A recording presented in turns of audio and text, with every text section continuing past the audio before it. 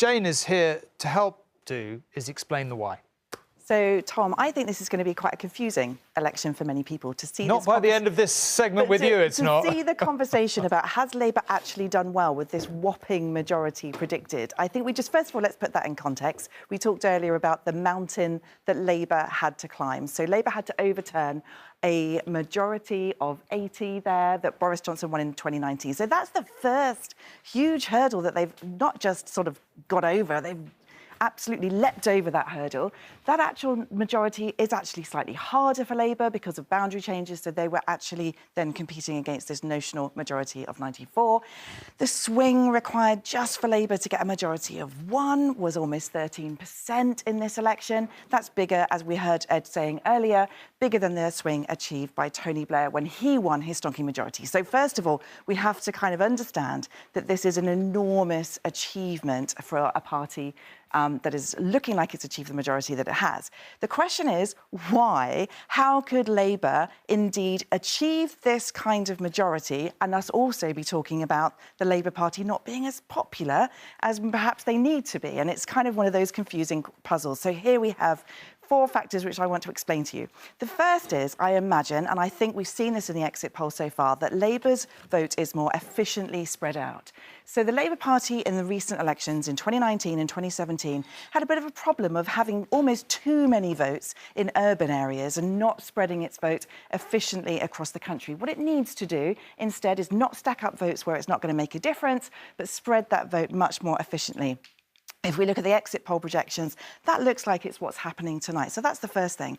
The second thing that can really help Labour is tactical voting as well. And so if we think about a contest between Labour and the Conservatives, there might be a swing. We've seen small swings between the Conservatives and Labour Party. But if the Labour Party then borrows votes from the Liberal Democrats and, say, the Greens, that would allow Labour to get over the line. There we see that, over the line, enabling the party to get those seats. Now, that looks like it might be happening more in remaining areas of the country. So that's a significant factor that helps the Labour Party in this particular election we expect. We'll be looking for that. The third factor is, of course, Reform UK. This is going to be hugely significant tonight. And the reason that Reform can do so much harm to the Conservatives is that they're almost taking all of their votes from the Conservative Party. This was just before the election. From the British election study, you see 82% of Reform voters there were former Conservatives. And then somewhat surprisingly, perhaps if you're a Reform voter, you're going to end up helping the Labour Party when actually you probably would prefer the Conservatives. This is possible because those Conservatives in 2019 who liked Boris Johnson, they liked Brexit, they're also much more likely to like Nigel Farage.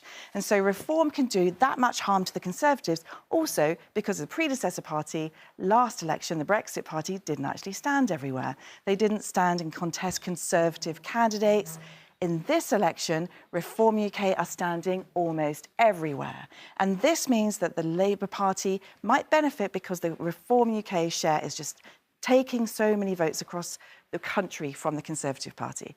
And the final factor is what looks to be happening in Scotland. Now, Scotland has been a Labour stronghold for decades until the rise of the SNP. And you can see there the share of seats for the Labour Party dominating in Scotland right up until recent elections where the SNP have been in real dominance in those elections. But the Labour Party has been mounting its fight back in Scotland in the last couple of years. Opinion polls have shown Labour taking much more support in Scotland and the SNP's support falling away. But the crucial thing to understand in Scotland is that things are on a knife edge.